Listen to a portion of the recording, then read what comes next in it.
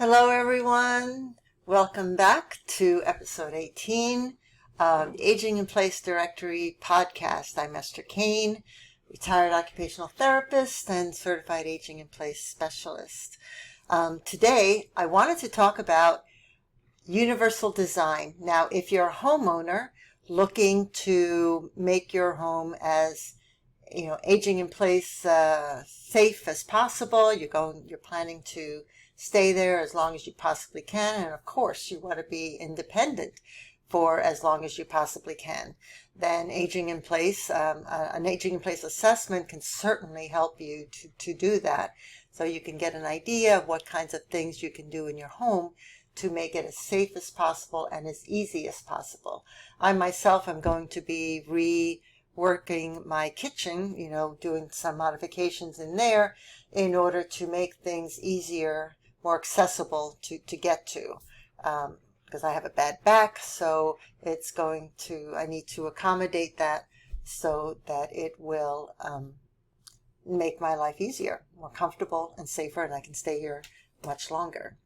So if you are a homeowner looking for those services, you're probably going to hear the term universal design. So a lot of aging in place specialists and occupational therapists and anyone who does home assessments will use that phrase. So what is it? What does that mean? So basically it's an approach, it's a way of thinking and of conducting the assessment that what you're doing is, or what the person is doing, is creating spaces in the living environment and products that are usable by people of all ages and all abilities. So this is especially useful in multi-generational homes where you may have children living, parents, maybe they're middle-aged parents and then older grandparents. So it would be homes with someone is using a wheelchair or a walker and others are not. So it's not about any specific equipment or making the home look institutional in any way. It's about making the home as aesthetically beautiful as possible to accommodate all the people that are living in it. It could be one person, two people, 10 people, whatever. So universal design is exactly that. It's design for the group. Universal. So what are the key principles in universal design? And it's something that you should know, that homeowners should know, in order to be aware of what is the assessment involve, or what does any home assessment for this purpose involve. So something called equitable use. These are design features that are to be useful for people with diverse abilities. So for an example, a lever style door handle versus a round door handle. The lever style can be used by everyone, children, older adults, everyone. It's much easier to manage that lever, to hold on to it and pull it down. Also, if your hands are full with groceries or whatever, it's easier to just take your elbow and clunk it down. Much easier than a round knob. Even if the round knob is textured, it's still a safer, more universal design to have the lever. Flexibility is another concept or another principle of universal design. And this accommodates a wide range of individual preferences and abilities. Things like adjustable height countertops in the kitchen. So you could have, maybe a very tall person is living in the home, so you could have a section of the countertop that's raised higher. If someone is in a wheelchair, you could have, or is very short, you could have a countertop that is lower for that person. Or perhaps it's just easier if it's a baker may find a lower countertop a little easier to roll out the dough versus a higher one. It could be to accommodate shoulder injuries or back injuries or anything at all, but the countertops don't have to be all one level, could be adjusted to accommodate whoever's living in the home. Simple and intuitive is another key principle. The use of this design principle is pretty easy to understand because regardless of the user's abilities or even cognitive ability, it doesn't have to necessarily be physical activities.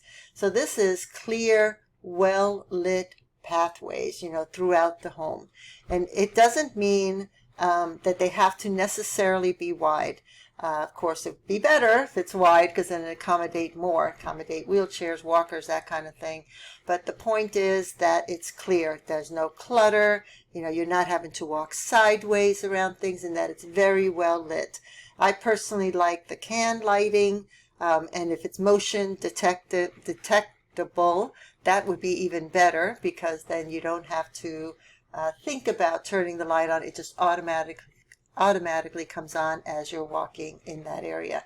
And, as much light as you can put in that area, as long as it's, of course, aesthetically pleasing.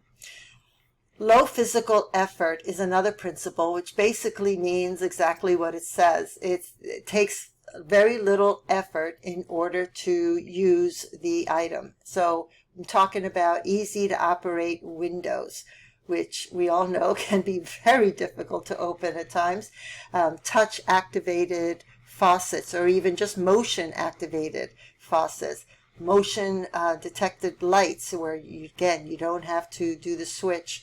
Anything that is automatic, lights come on and off on a timer, or you use a voice activated device that you can say, Alexa, turn the light on, or whatever, turn the TV on, whatever. Anything that requires low physical effort can be used by everyone in the home, and it makes the home safer and easier. So universal design, when coupled with aging in place principles, really goes into every single nook and cranny of the home, everything, including the outside of the home. Because one of the biggest hurdles of aging in place is an entryway. A lot of our entryways have steps. Even if it's a flat rise from the sidewalk to your front door or front patio, there's probably a step to get into the home, which is not a big deal unless you're in a wheelchair or you're using a walker, or maybe there's some vision problems or cognitive problems. It's just so easy to trip over or get over that step. Even inside the home, the threshold, or maybe you may have a lot of older homes have wooden or metal thresholds between rooms. Now everything is all smooth and easy to maneuver through. That is the process. So those kinds of items can be used by everyone. Having a ramp up to the front door, having a curbless entryway can accommodate everyone. Doesn't necessarily mean that it's just accommodating that one individual who may need that to make life a little easier. Wider doorways, again, are another issue that is universal design. Everybody in the home can use wider doorways. Makes it much easier, safer for everyone. Bathrooms, the things that you can do in bathrooms are a curbless shower, barrier-free type of shower stalls with built-in seating and handheld shower heads, and not just the handheld shower head up on top, but also a component on the wall where you can hang that shower head right there, right next to the seat. So you can sit and you can shower. They offer safety, they offer convenience, along with things like grab bars near toilets and in shower stalls. They provide added support. And these days, grab bars are not institutional looking. I mean, yeah, you can still buy the institutional looking ones, but they have some beautiful ones. I personally have a curved, wavy grab bar in my shower and in my bathtub. And it just looks like it's just part of the design of that unit. It doesn't look like a grab bar. One thing I can recommend for shower heads also are the magnetic shower heads that are removable. And the reason I recommend the magnetic is because then the other kind you have to clip on. You have to place it into its its pocket in order to stay there. But with a magnetic, the back of the shower head is a magnet, and so is the, where you place it. So all you have to do is just place that shower head close to it, and it automatically connects. So it makes it much easier. It's one less thing to do. It decreases the amount of effort to use it. So I would recommend those types of units to those types of shower heads.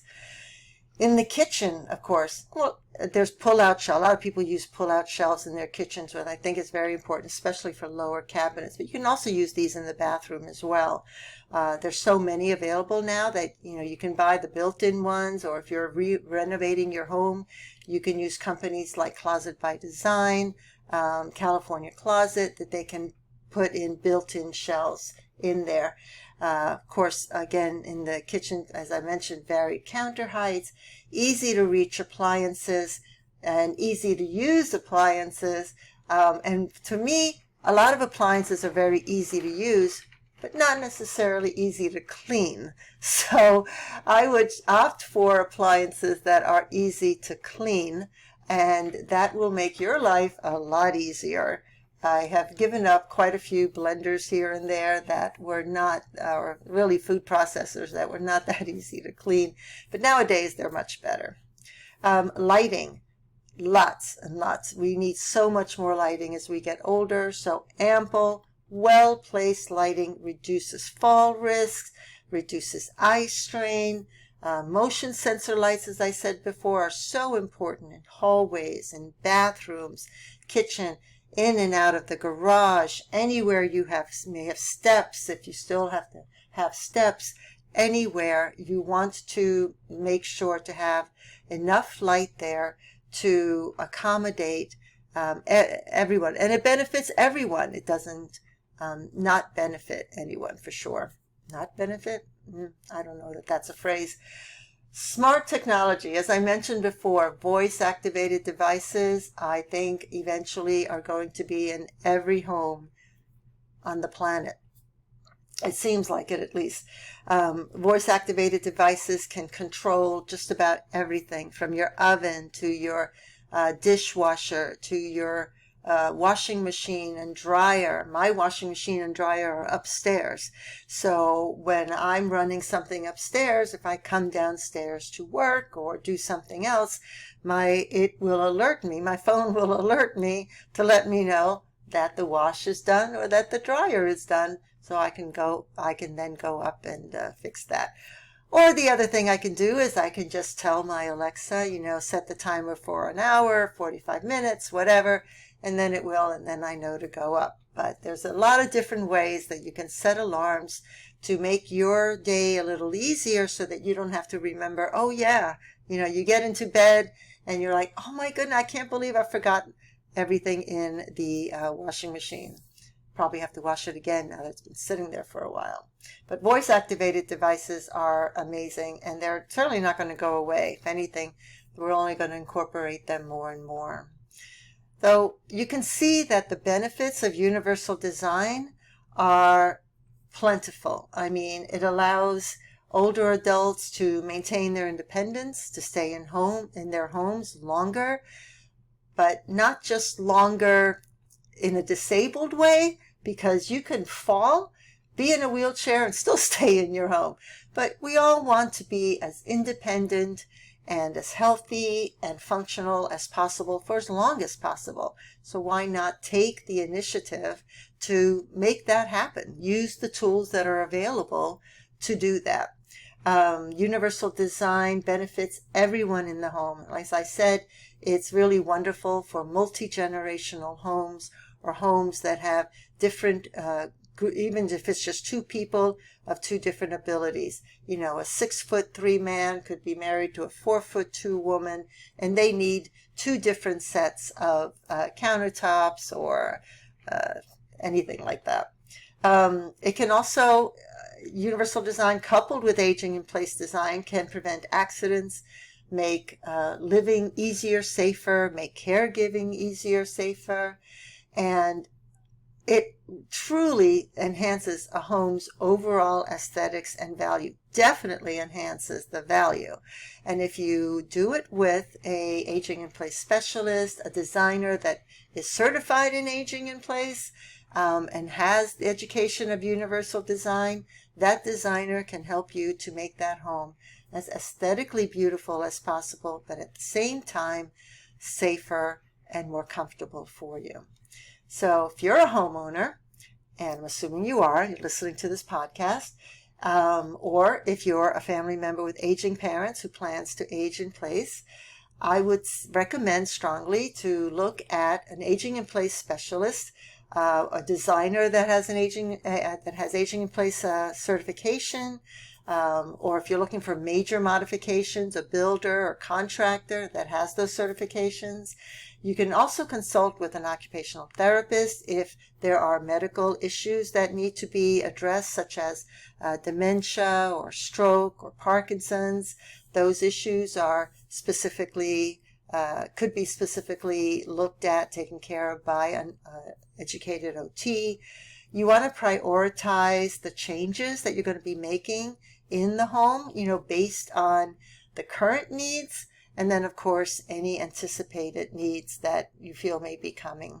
And then, of course, you may not know what's coming unless you speak to a professional like an occupational therapist, aging in place specialist, and so on. And you want to implement these modifications gradually, because some of them can be expensive, especially if you're doing major remodeling. Others may just cost $100, $200, whatever, may not cost all that much. But you want to spread out the costs and minimize the disruption in the home. One of the first things you may have to do if you're looking at remodeling a home of someone who's been living in there a very long time is the very painful process of decluttering, getting rid of excess furniture, changing furniture that may be too big for the environment, for the area that it's in, getting rid of a lot of things that can cause future falls or injury. So I know that is very difficult, more for some than for others, but that is usually the very, very first step to take towards making a home safe and keeping you as independent and mobile and healthy as possible. And isn't that what you really want? I think we all do. I think everyone wants that.